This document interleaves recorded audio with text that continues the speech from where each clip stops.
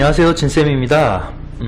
오늘부터 이제 얼마나 시간이 걸릴지 모르겠지만요. 이제 처음 사업자 등록증 내는 거부터, 통신 판매업 내는 거, 그 다음에 이제 마켓 입점하는 것까지, 그 다음에 이제 상품 등록을 수동은 제가 좀 잘 못하다 보니까요. 그거는 못하겠고, 더만고나 아니면은 이제 다른 프로그램들도 제가 쓰는 것들이 있어요. 그래갖고 그런 거 사용하는 법까지 해가지고 한번 이제 초보분들 입장에서 한번 올리려고 해요. 초보분들이라 좀 모르시다 보니까 보통 이제 강의를 좀 비싸게 주고 많이들 들으시거든요.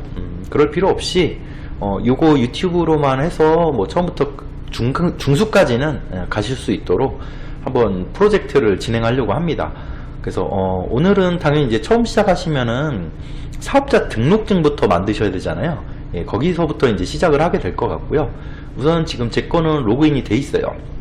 그래서 요거 세 번째 여기 국세청 홈택스 아시죠? 예, 홈택스에 우선 들어오셔가지고요. 링크는 여기 있습니다. 이렇게 여기 그냥 이렇게 홈택스 치셔도 돼요. 치시면 이렇게 국세청 홈택스 들어오시고요. 여기에서 이제 세 번째 탭에 여기 보시다 보면 사업자 등록증 여기 있네요. 개인 사업자 등록 신청 요거 끄겠습니다. 요거 해서 개인 사업자 등록 신청을 눌러 주시면 되죠. 네, 개인 사업자 등록 신청 눌러 주시고요. 예, 그리고 이제 상호명은 이제 회사명이잖아요. 요거를 처음 만드실 때 예를 들어서 무슨 마켓에 숫자로 구분을 하면 좋아요. 사업자는. 왜냐면은 이제 반자동 하시는 분들은 사업자가 많이 필요 없으시지만 저희처럼 이제 대량 하시는 분들은 사업자 등록증이 많이 필요하거든요. 근데 이제 그냥 마켓별 이름이 상호명이 다 다르면 그 나중에 좀 관리하기가 어렵습니다. 그래서 보통 이제 뭐뭐 마켓 1, 뭐뭐 마켓 2, 이렇게들 하시거든요.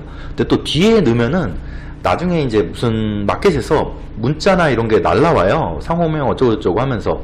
그때 뒤에가 별로 표시되거든요. 그래서 앞에다가 차라리 숫자를 넣어주시는 게 좀 관리하기 편합니다. 그래서 이제 00 01 이렇게 하셔도 되고, 80년생이시다 그러면은 80 81 이런 식으로 만드시는 것들이 좀 편해요. 그래서 이제 대충 이렇게 만든다고 해볼게요. 12마켓, 11마켓 이런 식으로 해주시고요. 여기는 이제 사업장 전화번호인데요. 저희가 이제 자택이나 아니면은 이제 비상주 사무실을 쓰실 거예요. 그래서 이제 전화번호가 없으실 겁니다. 그럴 경우에는 이제 그냥 대표님들이 지금 사용하시는 핸드폰 번호를 만드시면 나중에 이제 CS나 이런 처리할 때 힘들어요. 그래서 이제 보통은 알뜰폰을 만들어서 쓰시는 게 좋아요. 그래서 이제 저는 만든 알뜰폰 번호로 넣겠습니다. 자택도 그냥 다 핸드폰 번호 넣어주시면 돼요. 팩스 번호는 없으시면 그냥 핸드폰 번호 넣어주세요. 어쩔 수 없으니까요. 휴대번호도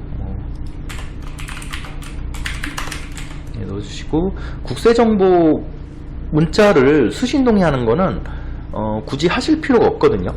하시려면 하셔도 돼요. 근데 이건 그냥 광고 같은 것들인가? 그런 이상한 정보들만 나오고요.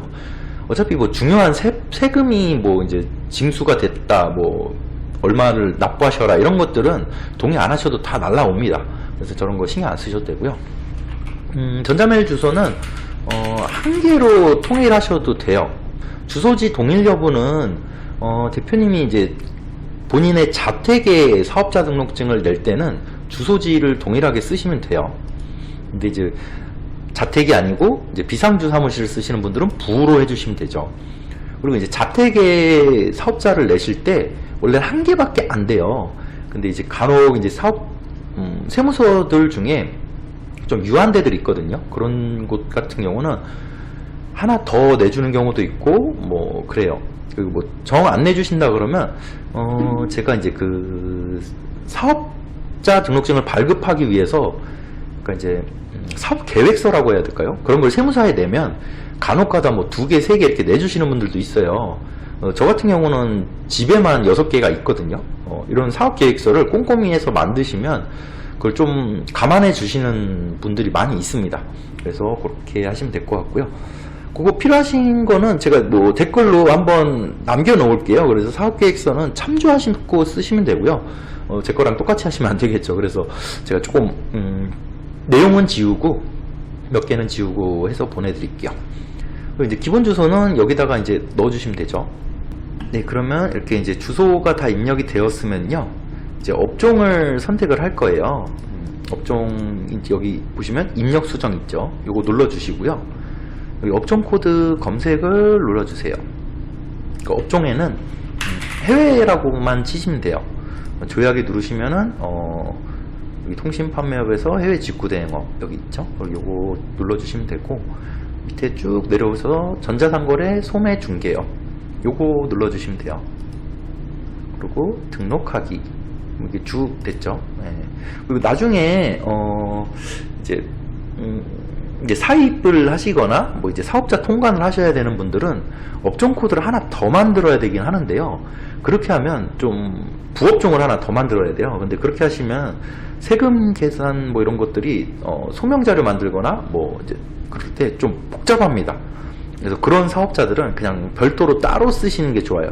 그러니까 나중에 이제 구매대행 대량으로 하시고 뭐 반자동을 나중에 하시고 거기서 이제 사입으로 넘어가시는 분들이 있어요. 사입으로 넘어갈 때 그때가 어차피 시간이 조금 걸리기 때문에 그때 사업자를 새로 내셔서 업종 코드를 따로 만드시는 걸 추천드립니다. 그래서 우선은 이렇게만 업종 등록을 해볼게요.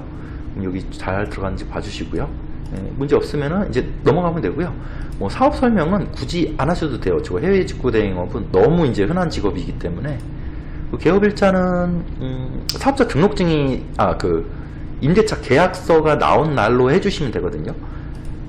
그래서 오늘 저는 이제 발생이 됐기 때문에 10월 24일로 했습니다. 뭐 종업원 수 이런 거 그냥 영원 뭐 이렇게 하셔도 돼요. 보통 비상주 하시면은 3.3 해서 뭐 1평 이렇게 나오죠. 그리고 이제 보통 타인 소유예요. 본인 소유가 아니죠. 그래서 이제 임대차 입력 수정 이렇게 나올 거고요. 여기에다가 이제 그 임대를 한 그 회사 사업자 등록번호가 있을 거예요. 임대차 사업자 등록증에. 그 사업자 등록번호를 넣어주시면 되고요. 그럼 자동으로 입력이 됐죠. 그리고 이제 뭐 법인이시면 법인번호도 넣어주시면 되고, 없으면 넘어가시면 됩니다. 그리고 이제 부동산 소재지가 있어요. 그래서 뭐 부동산 소재지도 위에처럼 또 넣어주시면 됩니다. 그리고 계약일자는 뭐 저희가 이제 사업자 만드는 날짜겠죠.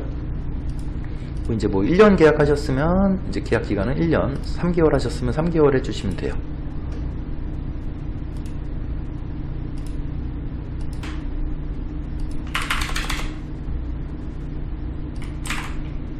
그리고 임대인 전화번호 넣어주시면 되죠.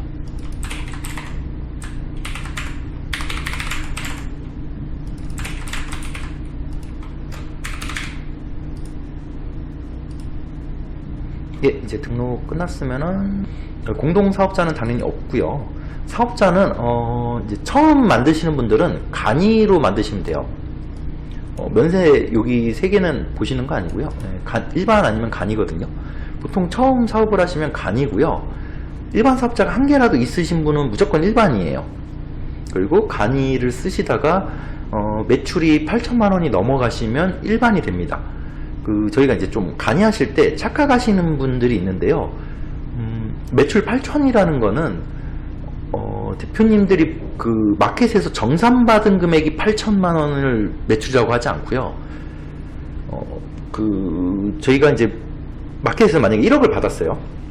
근데 이제 물건 사는데 8천만 원이 들은 거예요. 그럼 2천만 원이 매출이 됩니다. 그러니까 8천만 원이 안 넘었죠. 그래서 간이를 유지시킬 수 있어요. 근데 이게 세무서 입장에서는 물건을 산 거 내역이랑 이런 거를 확인을 못 하기 때문에 간혹 가다가 이게 넘어올 수가 있거든요. 일반으로 넘겨질 때가 있어요. 그러면 이거를 또 이제 소명 자료를 제출하시면 다시 간이로 돌려줍니다. 근데 그 돌려주는 시간이 꽤 오래 걸려요. 보통 이제 연초 아니면은 뭐 1, 2분기 끝나고 3, 4분기 전에 3분기 때 다시 해주든가 뭐 이렇거든요. 그래서 그거는 중간중간에 좀 세무서랑 좀 얘기를 해보셔도 될 것 같아요. 근데 뭐 저는 어차피 일반이어서 그렇고요. 그 종교단체는 당연히 아니시죠. 그 창업자 멘토링 이런 거 하실 필요 없습니다. 그리고 이제 저는 일반 사업자이기 때문에 간이과세 포기를 할 거고요. 처음 만드시는 간이과세자 분이시면 당연히 부로 하셨어야 돼요. 그 인허가 사업 저희 없고요. 주류면허 당연히 하실 필요 없죠. 개별 소비세도 해당이 안 됩니다. 유흥업소 당연히 해당 안 되죠. 사이버몰 이런 거 신청 안 하셔도 됩니다. 그 송달받을 주소는 이제 해당 없음으로 하시면 비상주 사무실로 모든 서류가 가요. 근데 이제 주민등록상 주소로 해놓으시면 그냥 다 자동으로 대표님 거로 옵니다. 그래서 이걸 꼭 해주셔야 돼요. 아니면 비상주 사무실에서 뭐 그거를 서류를 보내주실 때 뭐 돈을 요구한다든지 뭐 한 달에 뭐 한 번만 보내주겠다 뭐 이런 것들이 있거든요. 근데 이제 주소로 해놓으시면요 자동으로 이제 대표님 주소가 바뀌었어요. 이사를 갔어요. 그럼 거기로 알아서 따로 들어옵니다. 그래서 주민등록상 주소 그리고 동의함 해주시고 저장 후 다음 전자메일 국세정보 동의 제가 체크를 안 했나봐요. 여기 동의하지 않습니다를 체크를 안 했네요. 동의하지 않고 저장 후 다음. 그러면은 이제 서류를 제출을 하라 그러거든요. 그러면 이제 저희는 임대차만 넣으시면 돼요. 제가 이제 집에다가 내시는 분들은 간혹 사업계약서가 필요하다고 말씀드렸죠. 그러면 여기다가 넣으시면 돼요. 사업계획서는. 자택에다가 사업자를 뭐 2개, 3개 내실 때 여기다가 파일 찾아서 넣으시면 되거든요. 그리고 보통 일주일마다 하나씩 내는 걸 추천드려요. 왜냐면은 일주일 단위로 홈택스가 일주일 단위로 다 보이거든요. 일주일에 했던 내용이. 근데 만약에 A라는 지역에서 사업자를 내고 B라는 지역에서 비상주를 내실 때도 대부분 일주일 텀을 내고 내시는 경우가 많습니다. 아예 차단이 될 수도 있기 때문에 그래요.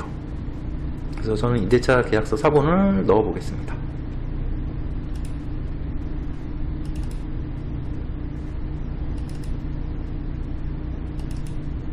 넣었으면 다음 눌러주시면 이제 전송이 되고요. 좀만 기다리시면 이렇게 됐습니다. 그래서 이제 확인하였습니다 누르고 제출 서류를 확인하기를 눌러야 넘어갑니다. 이렇게 제출 서류들이 확인이 됐고요. 그럼 이거 이제 닫기 누르시면 돼요. 그 다음에 신청서 제출하기 확인 눌러주시면 신청되었습니다 라고 떴죠. 그러면 이렇게 끝난 거예요. 접수 완료. 그리고 이게 신청이 되고 문자로 사업자 등록증이 나왔다고 오거든요. 근데 안 오는 경우도 있어요. 그래서 보통 하루마다 그냥 한 번씩 확인해 보시면 좋을 것 같아요. 보시면 접수일자는 일주일 단위로 조회할 수 있습니다 돼 있죠. 그래서 일주일 단위로 사업자를 만드신다고 보시면 돼요. 그러면은 사업자 만드는 거는 오늘 여기까지 하고요. 다음 시간에는 이 사업자 나오는 대로 제가 이제 통신 판매업 신고하는 거 바로 이어서 영상 촬영하겠습니다. 그럼 오늘도 고생하셨습니다.